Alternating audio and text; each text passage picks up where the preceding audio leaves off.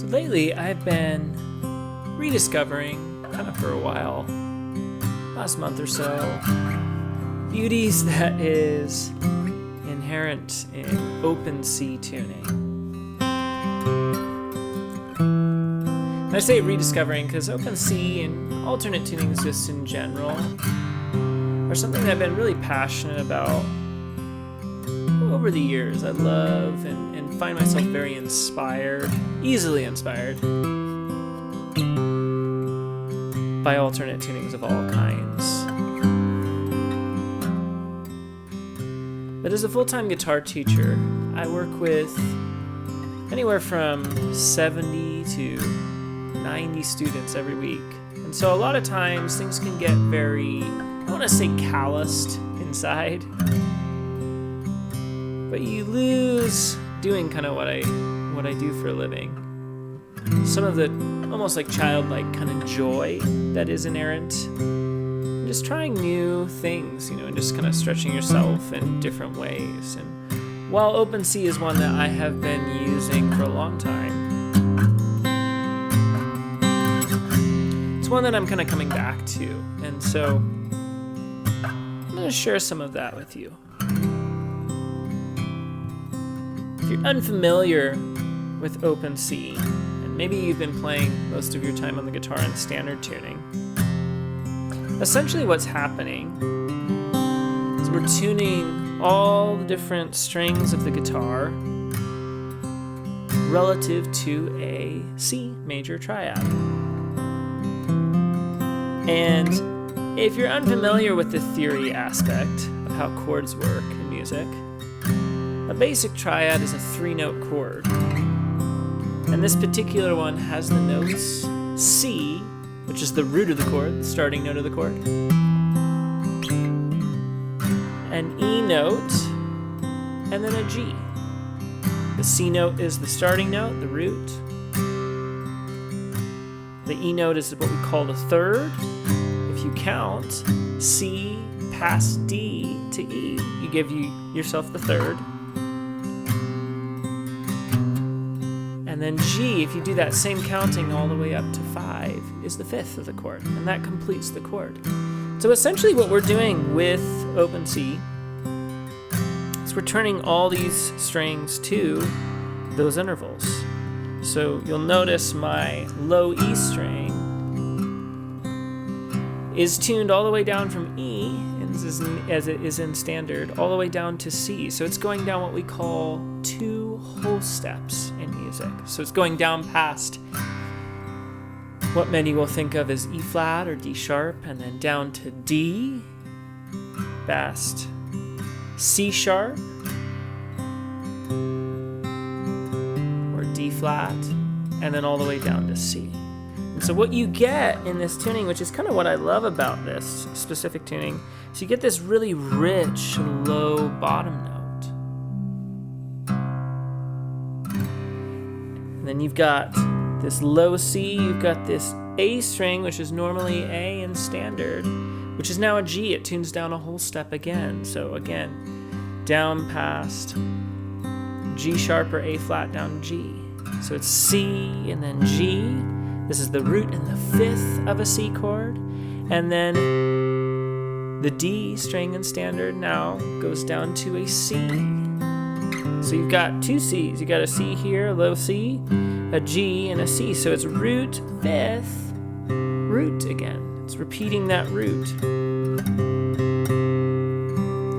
And then ironically here too, the G, which is normally G, the third string in standard, it stays as a G. So you got 2 C's in 2 different octaves.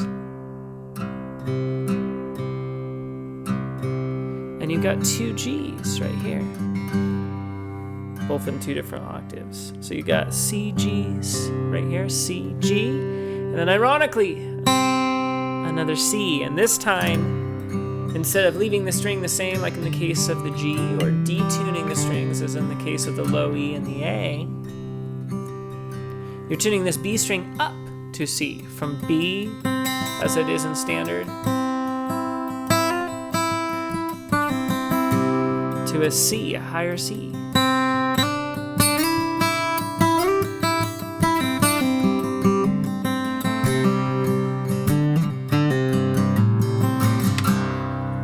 cool because now you got this really cool element of a contrast between a low, really low note, C, just tuning down the furthest of all of these.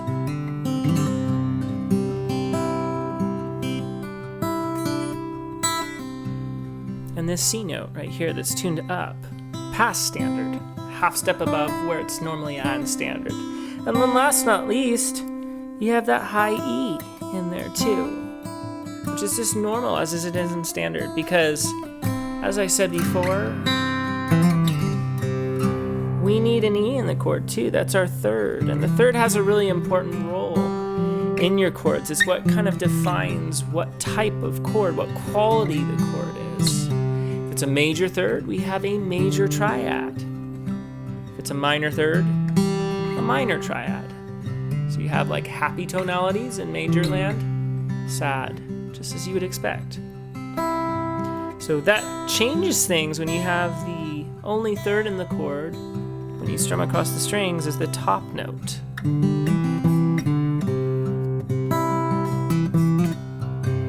Because otherwise, you're just strumming kind of a power chord in here. So when we add the third as the top note, now we can be assured of that we are indeed playing a C major triad. But I wanted to take some time because maybe you haven't explored open C before, and I wanted to show you kind of just some basic, really basic kind of chord formations if you're exploring it, just to kind of get you started in the right direction. And as you would probably be surprised as I'm kind of talking about some of the theory here, a lot of times I don't even really, when I play in alternate tunings, I don't really even like to think too much about the theory. I like to use my ear, and because I have a good ear for where the different chords within the key is, which I would suggest that if you don't already, you do as well. Learn the Nashville number system. And you'll start to find when you go into different alternate tunings, it becomes a lot easier to kind of hear where you're at in reference to the key. If you're on the 1 chord, the 2 chord, the 3, the 4, the 5, the 6, the 7th. But I like to do it relative to that rather than trying to exactly replicate what I had in standard, because that's the whole point of an alternate tuning, is to give you something that's different and unique from standard tuning. And so I like to use my ear to kind of just explore and not really be afraid to hit wrong notes.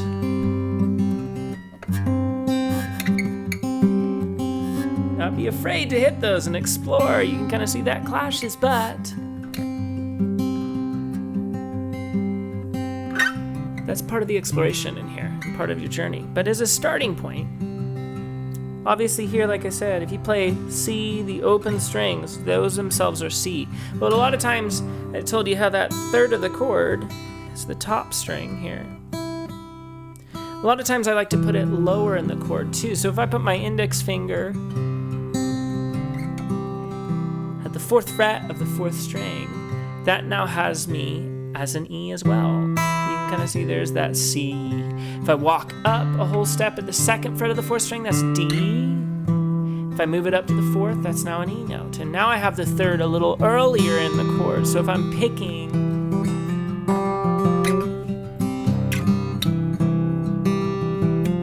then I have that, and I can start using that to create more melody in there.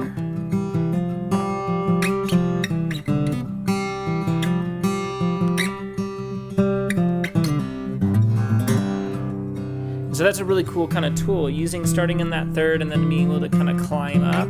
That'd be 3rd, 4th, 5th, walking up. What's cool, because of the droning nature, you have a lot of C's and G's in this key. A lot of these chords don't even take much to kind of get started. You can literally, like I said, put that first finger at the 4th fret. If we just even start with our basic 1, 4, 5, and 6 in the Nashville number system, that covers you in a lot of the kind of mainstream kind of genres of music, and then from there at least gives you kind of a point of reference where you can kind of move around to explore different things as well. But you know, a large part of music is 4-chord songs, and this is a cooler, I think, way to kind of express that than just playing, you know, these chords in standard tuning. Just different voicings. The intervals based on the strings kind of give you a different nuance than you'd normally have. And yes, when I play this chord right here, if I put my middle finger at the 5th fret of that low E, this is kind of a variation on an F chord, the 4 chord. It's not exactly an F chord because you have other elements because of the tuning here that are not truly just a 3-note triad, but it gives you something relative to an F that you can use as your 4 chord. So 5th fret, low E string, that's your 4 chord in the measure here in the key here. If you slide it up a whole step on that same string, now you're on your G, your 5 chord. One more whole step, this puts you at the 9th fret, that's your 6 chord, your minor. Another whole step right here, walk up, you're walking on the 7. And a half step back to the root of the key. So if you played even that 12th fret again, just like we know that's an octave, that's another C, a higher instance of C. So now you have the C right here, 4th fret, 4th string, and strumming across the strings.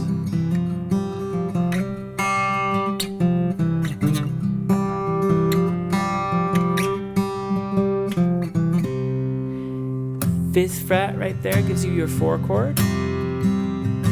Maybe go to 6. That's the 9th fret. That's the 6 minor. Back to the 4.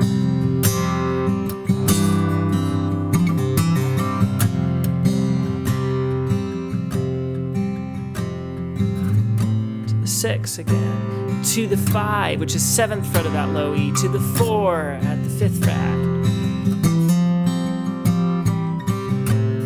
6 at the 9th fret, 5 at the 7th. And that would give you enough to play, I mean, most things that you hear on top 40s. Both pop, country, a lot of your folk stuff as well. Obviously, if you're getting into more nuance, there's going to be more than that, but that's a good starting place. And if you want to, you can even walk the basic notes from the key on the low E. So if you're starting on that open, there's that C,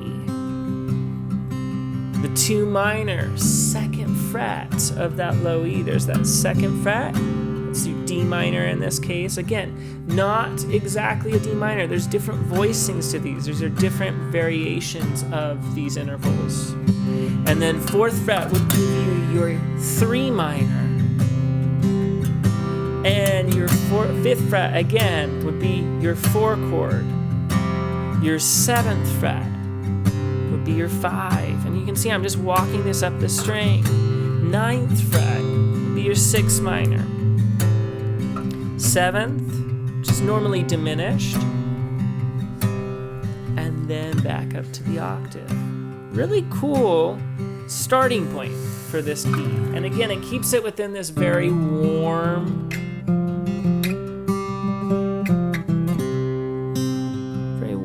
kind of texture to everything, because you have all these droning notes. And what I love to do in this tuning is I like to just start, whether it's with a picking pattern or a strumming pattern, and I will just start kind of picking out a little melody.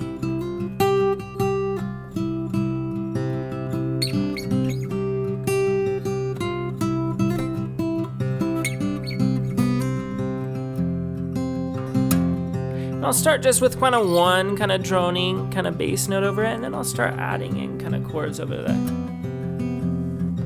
And you'll start to find your way by ear kind of around the key. And you will stumble, I guarantee you, on something cool, you know, when you do this. I love tunings like this. Whoa, there's that loose string. It's just a way to be more creative than maybe you are in standard tuning. You know, I love playing in these alternate tunings because it just exposes, you know, kind of elements where you maybe are kind of comfortable. You're comfortable, you have a set use of chords that you use in standard, and maybe you're stuck in a little bit of a rut. And the goal is to kind of using some of these shapes is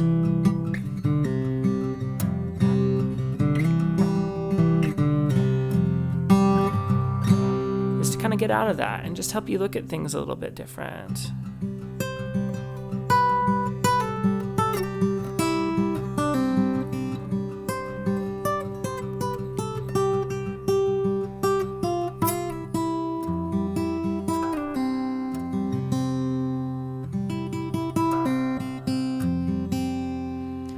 Worth noting too that, you know, if you're kind of attempting, you know, to kind of get down tuned, you know, knowing what gauge of string is kind of a good thing to at least have an idea on.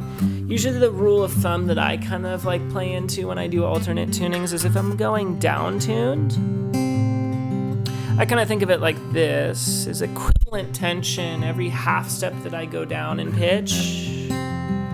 It's kind of like losing a gauge in string. So if I am on a standard tuned guitar and I'm on a 12 gauge of string and I drop a half step,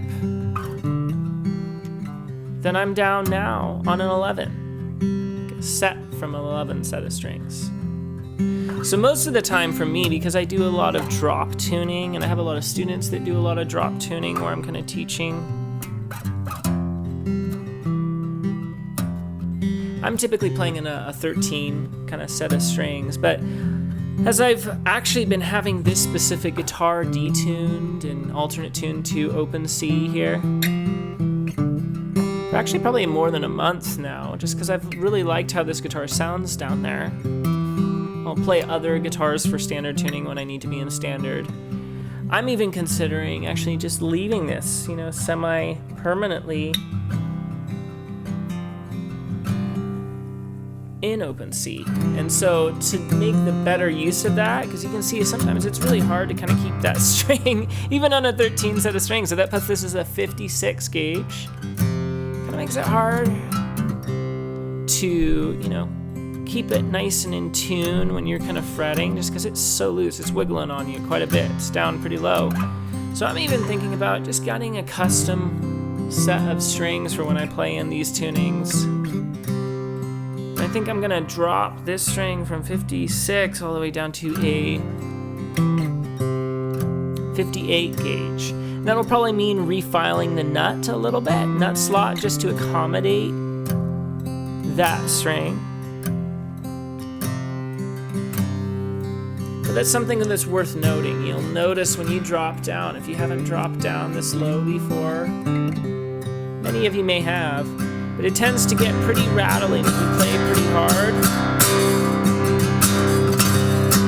Here, like all throughout here too, my tuner has been like kind of vibrating up against my capstan of my tuners up at the top, if you're wondering what that rattling was before too. But all to say, probably be a good idea to maybe up your gauge of strings if you're playing a 12 or even an 11. I'm always playing a 13 in standard just because I do alternate tune my guitars quite a bit. So that's just worth noting. What I'd hope would come from watching this video is you just kind of start exploring.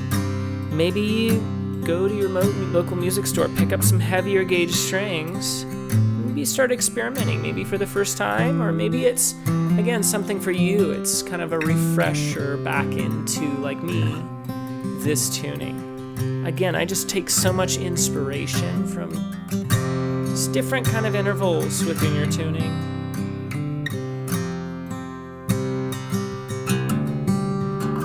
So I hope today maybe you go out and make something new or explore some different territories that maybe you haven't before. If you do like guitar-related content, it's what I do here on this channel. Wanting to kind of do more kind of content like this, is I think it's just really, it's giving for me. You know, I'm in lessons so many hours every week and charting transcriptions of songs. This is really relaxing for me. Even this, I'm filming this on a Saturday morning, and I've been teaching, you know, 12 to 15 hour days all week. And my Saturdays are kind of usually reserved for a lot of my longtime students that I'm working with. So I usually start around 7 o'clock and go to about 1. So I had a cancellation today, so I figured I'd make a little video. But if this is kind of like something that you like, you know, watching relevant content to this, like I said, that's what I do, and I want to do more like this. If you look on my channel, you notice a lot of the stuff that I have on there is a lot of gear reviews. I wanted to do some more creative, kind of just ad-libby, totally live kind of videos like this, and just see what happens when I sit in front of a mic and camera and just see what happens. Very little editing of any kind.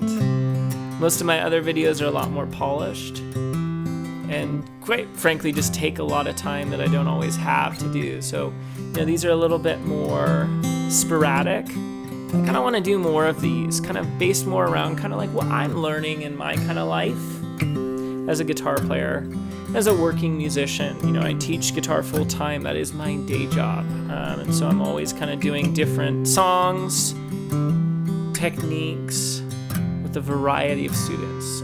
And so I get exposed to a lot of different, you know, walks of life in music, as I have students that are, you know, just starting out and they're 5 years old, and students that are in their mid to late 70s even. So kind of want to just kind of share kind of like a little kind of look inside kind of the life of a working kind of musician, and kind of more the educational side, and just some of my even kind of like personal kind of aspirations and projects and that I kind of work with. So if that sounds cool to you, or at least semi-interesting, do check out my channel. Hit that like button, subscribe to my channel so you can stay tuned for more of this. And what do you see, buddy? This is Pippin, by the way. I don't know if you can even see him in the frame, but this is my 3-year-old golden retriever who I'm sure will sometimes be making an appearance. But I hope you get out and make something cool that you're proud of, or just explore something new in this tuning, or maybe it's another tuning, maybe it's some dadgat or open D, another tuning. But just get out and be creative and bask in kind of like the childlike wonder. I think too often I myself can kind of get overly cynical and callous just to how cool even simple melodies can kind of be, and what they can kind of do to the soul of the player. So just bask in some of that childlike wonder today, and I will see you in the next video.